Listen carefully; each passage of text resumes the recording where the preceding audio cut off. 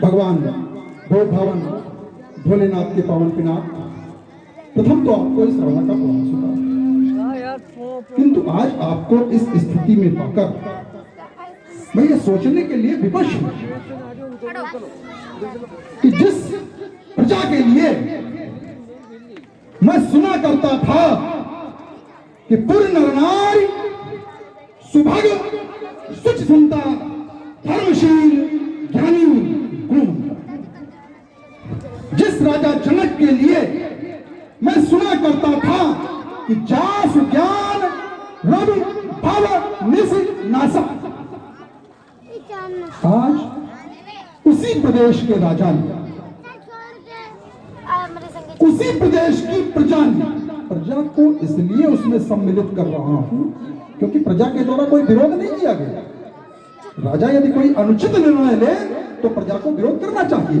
हो सकता है मानसिक विरोध किया हो, आत्मिक विरोध किया हो, लेकिन प्रकट में विरोध नहीं किया गया। और सबसे बड़ी तो विडंबना है कि राजा जनक मानवतावादी राजा है, इसका डंका पूरे विश्व में बज रहा है कि राजा जनक जैसा कोई राजा नहीं। राजा जनक ने आज अपने धर्म को छोड़ दिया। तो जब तक मेरे इस प्रश्न का उत्तर इस राज समाज के अंतर्गत नहीं मिल जाता, कोई वीर बंगो अन्यथा कोई वीर बंगो दुस्साहस न करे राजकों के संग निकल जाने का, अन्यथा रावण की चंद्रहास आवाज उसके गलगल पर कर दिया जाए। आनंद जी का शुभागमन, शुभ आगमन के उपरांत राजा जनक के द्वारा स्वागत और सम्मान से अभिभूत होना, शुभाशीर्वाद देकर के उन्हें सिंचित करना, आशीर्वाद से सिंचित करना। तदुपरांत राजा जनक के द्वारा जो एक निर्णय लिया गया है कि जो भी भगवान शंकर के इस धनुष को दो खंडों में परिणत कर देगा, मैं अपनी प्यारी दुलारी लाडली बेटी सीता का विवाह उसके साथ करूंगा। श्री रावण जी ने जनक जी के इस निर्णय पर एक अपना विचार प्रस्तुत किया है। क्योंकि रावण जी का ये विचार अगर समीक्षात्मक है तो किसी भी समाज में श्री रावण जी को समीक्षा करने का अधिकार, मैंने किसी धार्मिक समाज में समीक्षा करने का अधिकार नहीं। अगर श्री रावण जी का निर्णय ये आदेशात्मक है, विरोधात्मक है कि नहीं ये विरोध ही हमें करना है, तो विरोध कर रहे हैं, चलते हैं। ऐसे ही कुछ मन में हमारे चिंतन आए, क्योंकि रावण जी के द्वारा एक प्रश्न रखा गया और उस प्रश्न का समाधान करना हमारा कर्तव्य बनता है। मैं इस समाज का नेतृत्व करते हुए आपकी समस्या के समाधान के लिए आगे बढ़ रहा हूं। उसके पहले आए हुए आगंतुक का स्वागत और सम्मान, ये हमारी संस्कृति है, ये हमारी सभ्यता है, ये हमारे संस्कार हैं, हमारे आचार विचार हैं। अस्तु मिथिला की पावन भूमि पर रच संस्कृति का प्रचार प्रसार करने वाले राजेंद्र पुलस्त वंश के कुलदीपक मां केकसी के योद्ध के प्रसून सम्मानित दशरथ जी, ये मिथिला समाज आज आपको अपने मध्य पाकर के गौरवान्वित हो रही है, गौरव का अनुभव कर रही है। आपकी गौरव में उपस्थिति इस समाज के लिए ही प्रार्थनीय नहीं है, इस समाज के लिए ही वंदनीय नहीं है, अपितु इस बाण के लिए भी अभिनंदनीय है, वंदनीय है। अस्त्य बाण आपका अभिनंदन करता है, आपका स्वागत करता है, आपके चरणों में कोटि कोटि वंदन करता स्वीकार करें। बलिस्वन शौणित्राधीश महाकाल बाण, जय जय श्री शंकर भगवान। शमन दशरथ जी, मैंने आपके वक्तव्य को सुना। आपने कहा ऐसी कौन सी स्थिति उत्पन्न हो गई कि एक धार्मिक राजा, धर्म का पालन करने वाला राजा आज धर्म से विमुख हो रहा है। ऐसी कौन सी परिस्थिति उत्पन्न हो गई कि एक मानवतावादी राजा मानवता को छोड़ रहा है। मैं विचार करने लगा कि ये ज्ञानियों की समाज है, जैसा आपने भी अपने वक्तव्य में प्रस्तुत किया कि पूर्ण नारी सुभग सुचिसंता धर्मशील ज्ञानी गुणवंता। तो जब ये समाज ही धर्मशील है, ज्ञानी है, तो फिर इस धर्मशील समाज पर प्रश्न चिन्ह खड़ा करना आपके अधिकार क्षेत्र में नहीं है। किसी धर्मात्मा पर प्रश्न चिन्ह खड़ा करना ये आपके अधिकार क्षेत्र में नहीं है। मेरे विचार से अगर धर्म के विपरीत कार्य हो रहा था, अगर धर्म के अनुकूल कार्य नहीं है, मानवता का हैरास किया जा रहा है, तो फिर इस समाज में बैठे हुए याज्ञवल्क्य जी ने इसका विरोध क्यों नहीं किया? इस सभा में बैठे हुए अष्टावक्र जी ने इसका विरोध क्यों नहीं किया? इस समाज में बैठे हुए हैं कुल आचार्य शतानंद जी, उन्होंने भी इसका विरोध नहीं किया। सारी समाज ज्ञानी है, किसी ने भी इसका विरोध नहीं किया। यहां तक कि गार्गी जैसी विदुषी महिलाएं बैठी हैं, उन्होंने भी इसका विरोध नहीं किया। अगर धर्म के विपरीत कार्य हो रहा था तो किसी न किसी का तो विरोध होना ही चाहिए था, लेकिन किसी का विरोध नहीं आया। अपितु राजा जनक के इस कार्य की प्रशंसा में प्रशस्ति जरूर प्रस्तुत की गई है। देखिए, एक लोगों का जब के द्वारा, एक ज्ञानी के द्वारा, जिसके संदर्भ में मुझे ग्रंथ से दर्शन मिले हैं, विश्वामित्र महामुनि ज्ञानी हैं, विज्ञानी है भी हैं, उन्हें विज्ञानी भी कहा गया है। करभोजन मुनिवर विज्ञानी आदि शब्दों से उन्हें संबोधित किया गया है। उनके द्वारा जब इस रचना का दर्शन किया गया, दर्शन शब्द ठीक नहीं रहेगा, अवलोकन किया गया ठीक रहेगा। इस रचना के मूल का जब कारण पता किया गया, तो उन्होंने सब कुछ सुनने के बाद एक ही शब्द में एक बात कही, भली रचना। रचना राजा जनक तुम्हारी भली है, सुंदर है, अच्छी है।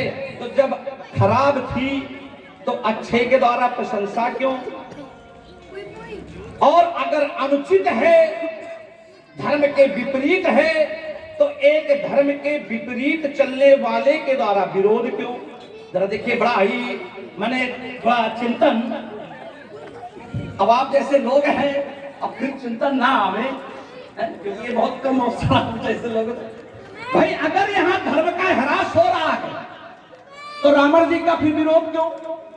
फिर तो रावण जी के अनुकूल, क्योंकि रावण जी के आदेश के बाद तो हुआ क्या है, जय विद होए धर्म निर्मूला, सो सब करई वेद प्रतिकूला। तो जब धर्म के विपरीत होने के लिए रावण जी के आदेश के बाद सभी कर रहे हैं, और यहाँ भी धर्म नष्ट हो रहा है, तो ये रावण जी के अनुकूल हो रहा है, तो फिर रावण जी कष्ट क्यों खड़ा कर रहे हैं? और अगर ये अनुचित था तो विश्वामित्र जैसे ज्ञानी के द्वारा प्रशंसा क्यों? अल्प विराम के साथ श्री रावण जी आपकी चाहता हूं सुंदर वार्ता। बाणासुर जी बहुत सुंदर फंदा डालते हैं। ये आप जैसे लोग देखो दूसरों के सामने डालेंगे तो चारों खाने चित हो जाते हैं। आप ऐसे लोगे तो थोड़ा समाज को देखिए कितना बढ़िया जोड़ा, और कहां से कहां ले जा करके जोड़ा, लेकिन शब्दों की लड़ाई। बाणासुर जी ने कहां आप लोगों को ले गए और हम कहां आपको लेके आ गए। बाणासुर जी का कथन कह रहे हैं कि राजा जनक जब एक धार्मिक राजा है, धर्म को मानने वाला राजा है, राजा जनक की प्रजा जब धर्म को मानने वाली है, इसलिए विरोध नहीं किया उन्होंने। मेरा ऐसा विचार है, ये कहा विचार शब्द दिया बाणासुर जी, शब्दों की लड़ाई है।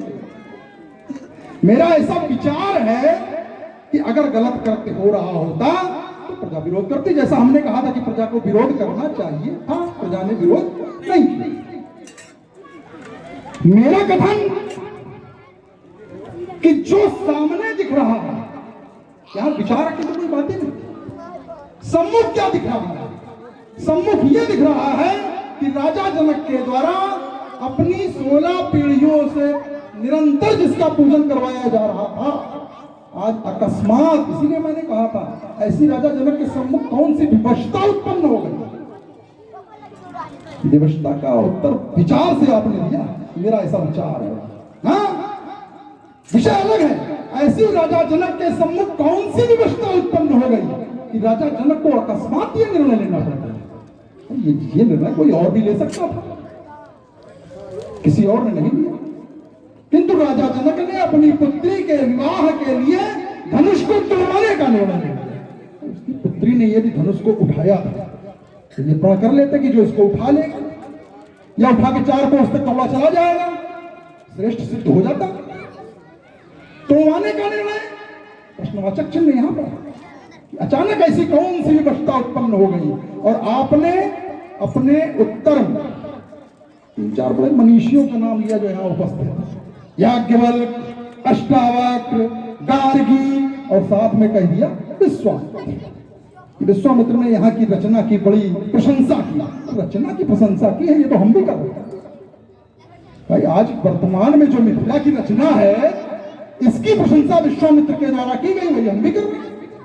यही तो मैंने राजा जनक से कहा था कि जो मैं आज देख रहा हूं आसन सिंहासन रत्न जड़ित पावड़े पड़े हैं पग पग में, क्यों?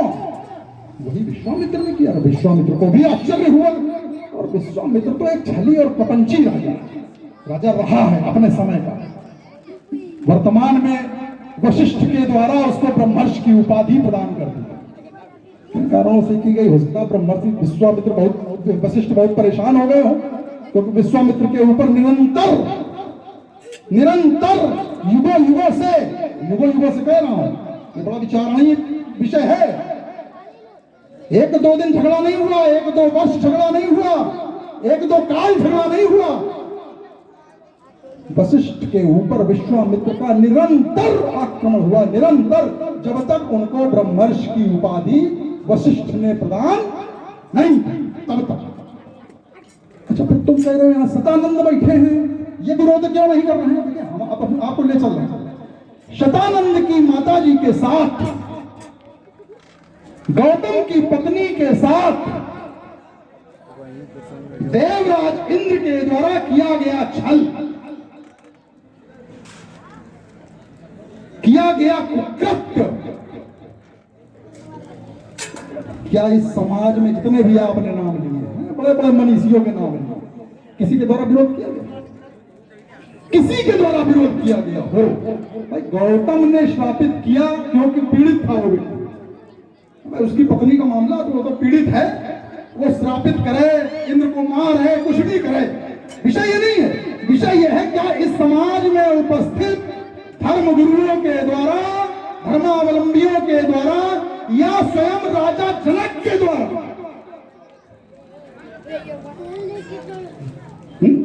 जिसके यहां वो शतानंद शब्द का प्रयोग नहीं करूंगा, या स्वयं राजा जनक के द्वारा उस तत्व का विरोध किया गया हो? अगर किया गया हो तो बताओ। तभी तो मैंने कहा है, हमारा प्रश्न अभी भी वही है, बड़ा सुनिए।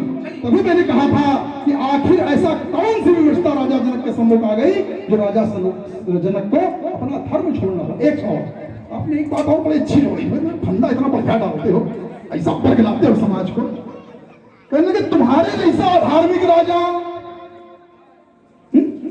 तुम्हारे जैसे धार्मिक राजा को धार्मिक समाज में यह बात करने का अधिकार नहीं। प्रारंभ में आपने बात की, यही अधिकार नहीं है, लेकिन ये बहुत बड़ा प्रश्न चिन्ह है। अधिकार है कि नहीं, हम उस पर नहीं जाएंगे, क्योंकि हम कहेंगे है, आप कहोगे नहीं है, वो तर्क अलग दिशा में चला जाएगा। विषय यह है कि मैं पापी आपकी दृष्टि में, या समाज की दृष्टि में, हमसे पूछोगे तो हमने कोई पाप नहीं किया, न मैं पापी हूं, न मैं दुरात्मा हूं। मैं अपने धर्म के प्रचार और प्रसार का कार्य करता हूं, कर रहा हूं और करता रहूंगा। यही प्रश्न चिन्ह था कि राजा जनक ने जब आज वही कार्य किया, क्योंकि कहा गया है अहिंसा परमो धर्मः। हमारे लिए नहीं कहा गया, हमारे लिए ये मत समझ लें रावण के लिए कहा गया ना, राजा जनक के लिए कहा गया है, मानव धर्म को मानने वालों के लिए कहा गया है, अहिंसा परमो धर्मः। और राजा जनक आज सेवा। चलिए, आपके द्वारा जो वार्ता एक रखी गई, कहते कि हमारी जो भी वार्ता थी उससे थोड़ा हट करके आपकी पूर्व वार्ता से आपने जोड़ते हुए बढ़िया समाज में वक्तव्य रखा, हम उसी पर यात्रा करते हैं, उसी पर हम यात्रा करते हैं, पीछे की सारी बातें छोड़ करके। आपने कहा कि हमने भी राजा जनक से पूछा कि आज के इस आयोजन का कारण क्या है, और कहा विश्वामित्र जी ने भी रचना की प्रशंसा की। इतना नहीं श्री रावण जी, आपने मतलब वाला छाटा उसमें, कर बिनती निज कथा सुनाई, अरविंदी ने कथा सुनाई। अब प्रश्न खड़ा होता कि कथा क्या थी? क्या कथा ये थी कि हमने पंडाल बहुत अच्छा बनवाया? क्या कथा ये थी कि हमने राजाओं के लिए बहुत अच्छे सिंहासनों का निर्माण कराया? ये कथा नहीं थी। कथा यही थी जो राजा जनक सुना करके गए हैं कि मेरी बेटी ने धनुष को बांधकर से उठा लिया और मैंने एक निर्णय ले लिया। आपने कहा राजा जनक, अब चलिए यही जोड़ते हुए बात आपकी यात्रा आपके साथ कर रहे हैं। आपने कहा राजा जनक भी निर्णय ले लेते, धनुष उठाने का, तोड़वाने का निर्णय लेने की आवश्यकता थी। हाँ, ये आपकी दृष्टि है, इससे श्रेष्ठता सिद्ध नहीं होती, समानता सिद्ध होती। अगर धनुष को कोई उठा लेता तो जानकी ने भी धनुष उठाया, उठाने वाला भी धनुष उठाता, तो ये समानता है कि श्रेष्ठता है? ये तो समानता है। भाई किसी ने कुछ वजन की कोई वस्तु उठा ली और किसी दूसरे व्यक्ति ने भी उसी वजन की वस्तु उठा ली, तो इससे क्या कहोगे कि अमुक व्यक्ति श्रेष्ठ है? ना, अमुक अमुक के समान है। अब श्रेष्ठता, क्योंकि आपने भी कहा कि श्रेष्ठ की खोज होनी चाहिए, तो क्या है? गरु, कठोर, विदित, सबका हो, सबको पता है कि यह धनुष गरु है, यह धनुष कठोर है। तो गरु अर्थात उठाना सीता ने उठाया, और जो इसे तोड़ने के लिए उठाएगा उठाएगा, समानता बनी रहेगी। और जिस क्षण कठोर, जिस समय ये तोड़ा जाएगा तो तोड़ने वाला उस उठाने बलशाली से शक्तिशाली हो जाएगा। भाई किसी को उठाना, किसी वस्तु को बल का परीक्षण, किसी वस्तु को तोड़ना शक्ति का परीक्षण। बस राजा जनक तो शक्तिवान की खोज कर रहे हैं, शक्तिशाली की खोज कर रहे हैं, समांतर श्रेष्ठ की खोज कर रहे हैं। आपने एक बात बड़ी ही सुंदर रखी और बड़ा ही हमला किया समाज पर, है याज्ञवल्क्य पर किया, अष्टावक्र पर किया, है सतानंद तो श्रापित हैं, उनको तो छोड़ दो। गार्गी पर किया क्या? अहिल्या के साथ इंद्र के द्वारा में विचार किया गया। आपने उत्तर भी तत्काल अपने बचा है। बोले कहा ये तो गौतम ने श्राप दे दिया, मैंने अपनी चित्त भी अपनी, अपने भी अपनी, मैंने दोनों बातें कहते हुए जाओगे। क्या बात है? जैसे बाणा सुनने के पाने की गौतम ने श्राप दे दिया, बिल्कुल अवसर नहीं देना एक शब्द बोलने का। बाणा सुन है पूरा, हमसे कहते फंदा लगाओ, तुम तो पूरी गांठी लगा के प्रस्तुत नहीं होगा, है ना? चलिए अब देखिए, यहीं पर एक चिंतन, बड़ा बारीक चिंतन है। इंद्र ने व्यभिचार किया, श्राप मिला, ठीक बात, क्योंकि इंद्र ने व्यभिचार किया, गौतम ऋषि ने श्राप दिया, इन लोगों ने विरोध नहीं किया। अब देखना क्यों नहीं इन लोगों ने विरोध किया। शतानंद ने सहयोग किया तो श्राप मिला, अहिल्या ने माता का विरोध किया तो श्राप मिला। अंजनी ने, शब्द को हम वापस कर ले, अंजनी ने माता का विरोध किया तो श्राप मिला। अब प्रश्न खड़ा होता है कि अहिल्या के साथ गलत हुआ तो फिर अहिल्या को क्यों श्राप मिला? भाई जिसके साथ गलत हो क्या वो भी श्रापित किया जाता है? ये प्रश्न खड़ा हो रहा है।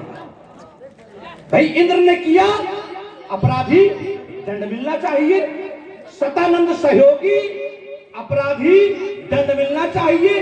अंजनी ने माता का साथ नहीं दिया, माता ने अंजनी को श्राप दिया, ये भी माता की अपनी हृदय की अभिव्यक्ति, हृदय की सोच। लेकिन अहिल्या को क्यों श्राप मिला? ये तो प्रश्न क्या हो रहा है। अगर अपराधी तो वो लोग थे, अहिल्या तो अपराधी नहीं थी। और अगर इसका उत्तर अपने वक्तव्य में आप रख देंगे तो फिर इस कारण इन लोगों ने विरोध नहीं किया। केवल ये विषय है कि इन लोगों ने इस कारण विरोध नहीं किया। दूसरी बात आपने कहा, ये अभी एक बात रही, बढ़िया बात आपने बढ़िया रखी थी। आपको आनंद देने के लिए ही तो हम चाहे जहाँ हो, और आपकी बात आ जाए, लगता है आपको हमारा आपका रिश्ता है ऐसा। ये भी सही है, इस रूम में तो बहुत ही सही है, सही देना है ना। हम लोग सोच रहे होंगे क्या रिश्ता है, चलिए बता देंगे आखिरी तक, है ना क्या रिश्ता है। आपने कहा कि हम अगर कहते करते हैं कोई तो हमें कहा जाता है पापी, और जब राजा जनक करे तो इसे भी कहना चाहिए पापी। हाँ, किसी भी व्यक्ति के ऊपर आरोप किसी व्यक्ति के चरित्र पर आरोप, किसी व्यक्ति की कार्यशैली पर आरोप तब लगते हैं जब कार्य संपन्न हो जाता है, उसके बाद लगते हैं। आप पर आरोप कब लगे? बताया गया कि जैविद होए धर्म निर्मूला, सो सब करे वेद प्रतिकूला, नई हरि भगत जग तप ज्ञाना, सपने सुनो न वेद पुराना, जय जय देश धेन दुज पावे, नगर गांवपुर आग लगावे, शुभ आचरण कतऊ नहीं होई, देव विप्र गुरु मान न कोई, माने मात पिता नहीं देवा, साधुन सन करवावे सेवा, जिनके ये आचरण भवानी ते जानवी, जिनमें ये आचरण होते हैं वो निशाचर कहलाते हैं।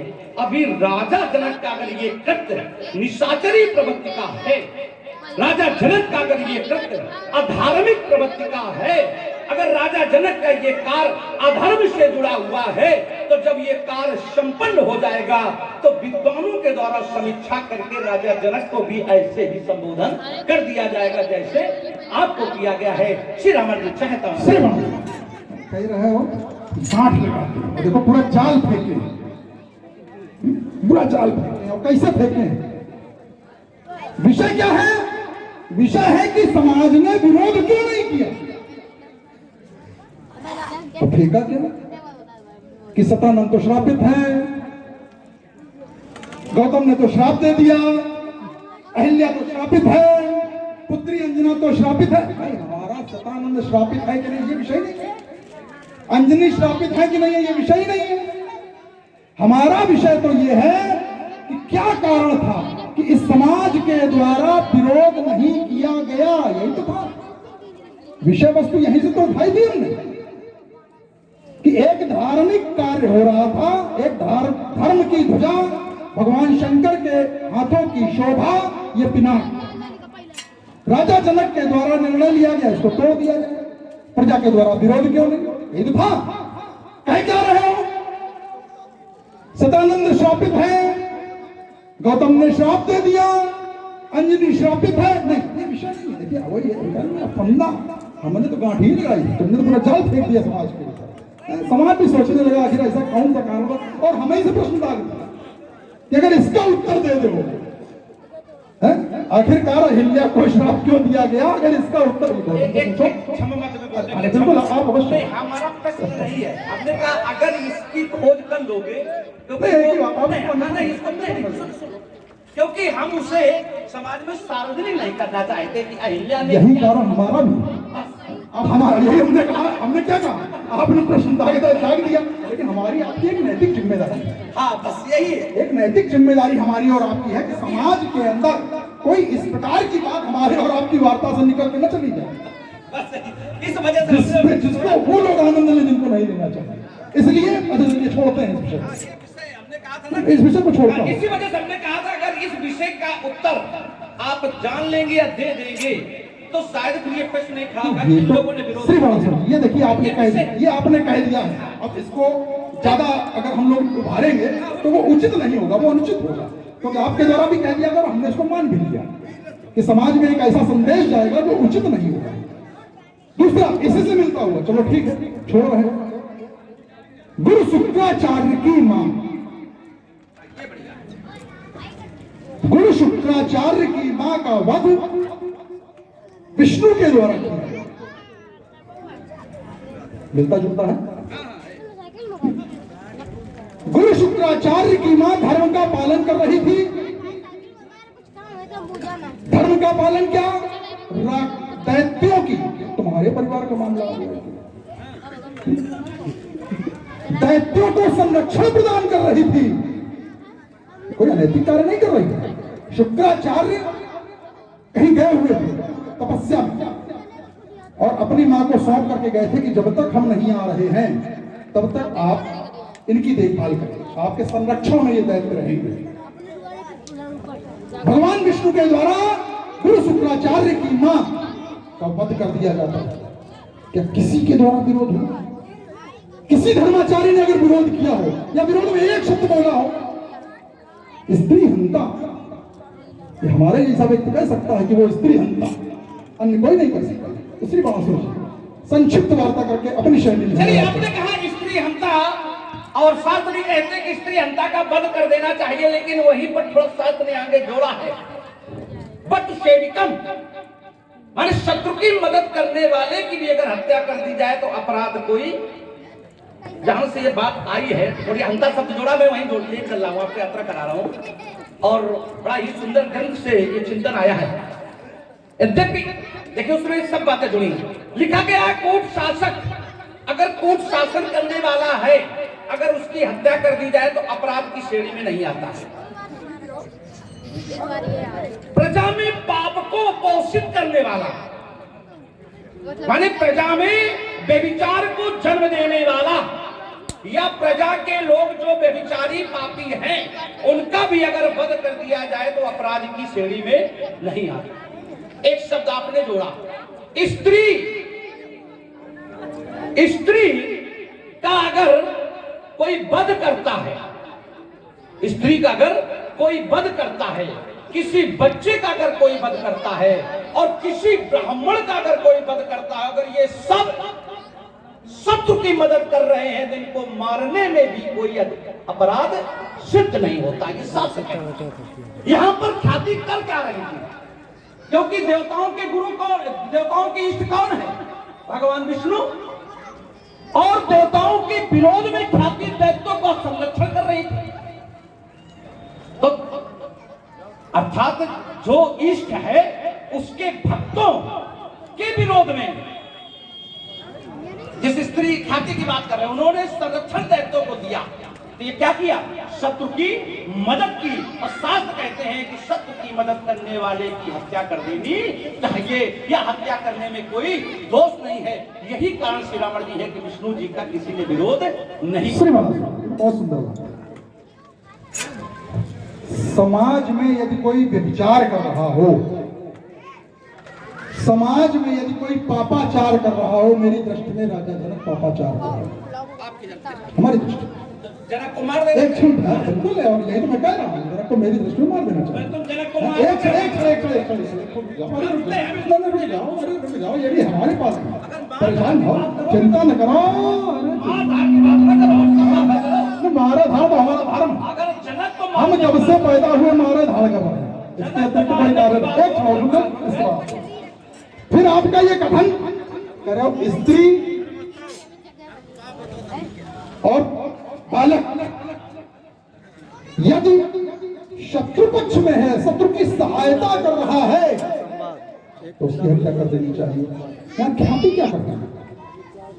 क्या ख्याति, इसमें थोड़ा सा विषय थोड़ा लंबा हो जाएगा अगर पूर्व से लेकर के आते हैं। शुक्राचार्य गए क्यों?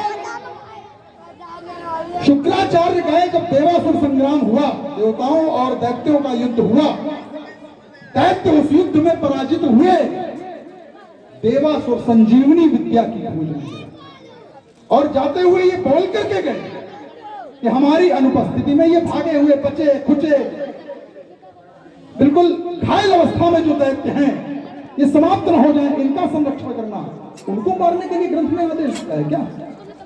उनको तो शत्रु पक्ष भी नहीं मारता, शत्रु पक्ष भी उनकी सहायता करता है, उनको कहां कोई मारता है। हम आपकी उस बात से सहमत हैं, आपकी जो आपने शास्त्रोक्त में गलत नहीं, बिल्कुल सही है, लेकिन यहाँ ख्याति ये नहीं कर रही थी, ख्याति मात्र उनका संरक्षण कर रही थी, और देवराज इंद्र भय वश, अभी ये घायल अवस्था में है, कल को ये ठीक हो जाएंगे तो फिर, इसलिए उनकी हत्या करवाई गई अपने बड़े भाई के द्वारा। तो बड़ा जी दैत्येंद्र बल के शिव भक्त क्यों ठुकराई है? श्री शंभु के अपमान की यह नीति क्यों अपनाई है? जब निज इच्छा का वर पाए सिया, ये अम्ब का वरदान है, तो चाप का खंडन कराना शंभु का अपमान है। जाने चले कौन सी टूटी तुम्हें पिलाई है? श्री शंभु के अपमान की यह नीति क्यों अपनाओ? चलिए धारा आपको द्वारा बदली गई है, क्योंकि उस विषय पर अगर हम लोग जाएंगे तो बहुत लंबी यात्रा होगी। हेलो, हमारे संतुलित हृदय तुम करो आज, मानव समाज में आए हो, मानवता का व्यवहार करो। जनक गुरु भाई है, इस पर भी तनिक विचार करो। तुम ज्ञानी हो, विज्ञानी हो और वो शंकर के वरदानी। रह गई अगर कन्याकुमारी तो उतर जाएगा सब पानी। कन्या को वर श्रेष्ठ मिला तो सम्मान तुम्हारा होगा, अन्यथा घोर अपमान हमारा और तुम्हारा होगा। होने दो मंगल गान, सुमधुर शहनाई बजने दो। इस मिथिला के मिथिलेश्वर को वर की पौनाई करने दो। सिंह बनो मत बाघिन, भावरे सिया की पढ़ने दो। था उचित यही लंकापति, लंका को करते प्रस्थान। सीता के संचित अरमानों पर अब मत बनो गाज। ओ धिजई लंकाधीशर, संतलित हृदय तुम करो आज, संतलित हृदय तुम करो आज, संतलित हृदय तुम करो आज। तो अब नहीं धनुष खंडन होगा, और यदि होगा तो जानते हो क्या होगा? क्या होगा? श्रृंगी का होगा रौद्र, रणचंडी का नर्तन होगा। ये बालों से ज्वाला भटकेगी, अंगारों का वशो होगा। मैं विध्वंस करूंगा, छोड़ की नदी बहा दूंगा। मैं लंकेश के ठुमकारों से इस अंबर में आग लगा दूंगा। ये अजगब खाती नहीं किसी की, ये अजगब विश्व होती है जिसने तत्वों का दलन किया। इसकी ऐसी ठकरौती है कहाँ छुपा हुआ नरनाहर, जिसके कर्षण कर्षण होगा। अब नहीं धनुष खंडन होगा, अब नहीं धनुष खंडन होगा। जब तेरे शब्द में अम्बे का तान हुआ और किसी तीर के द्वारा युद्ध को संस्कार हुआ तो कर में है मेरे ऐसे सांसते वो नहीं परम पाएगा। इसके शरीर को गरल बना वो स्वयं पी जाएगा। इसमें हो जाओ तुम सावधान, अब भेद नहीं चल पाएगा। और सीता के वर के चैन है खंडित हो जाएगा। सुंदरियों की सेज नहीं अगले खाने की धारा है। वो भाई पश्चिम से जिसने सम्मुख होकर ललकारा है। ये आज का विवत कसौटी है, बेगी बालू की भीत नहीं और पहली ललकारा युद्ध है। चुप रह जाओ नहीं, इसका कपाल में कितनी ज्वाला, उसे जानता कर होगा।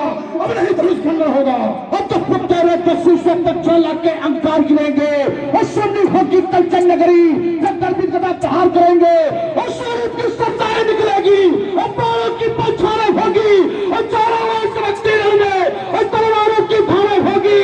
तब पीड़ित प्रदर्शन होगा और कहता लंकार सभा में और धनुष का खंडन होगा, और धनुष का खंडन होगा,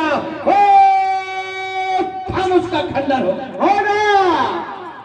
बाबा देश बन जाएगा युद्ध स्थल। जब देश पकड़ कर पृथ्वी पाऊंगा तेरा वक्षस्थल। चोरी से खाली खप्पर में अरे भर दूंगा खप्पर वाली का। फिर मैं लेकर मंगमाल में पूजन करूं कपाली का। फूलों का वर्षण नहीं मां, अब शूरों का उत्कर्षण होगा।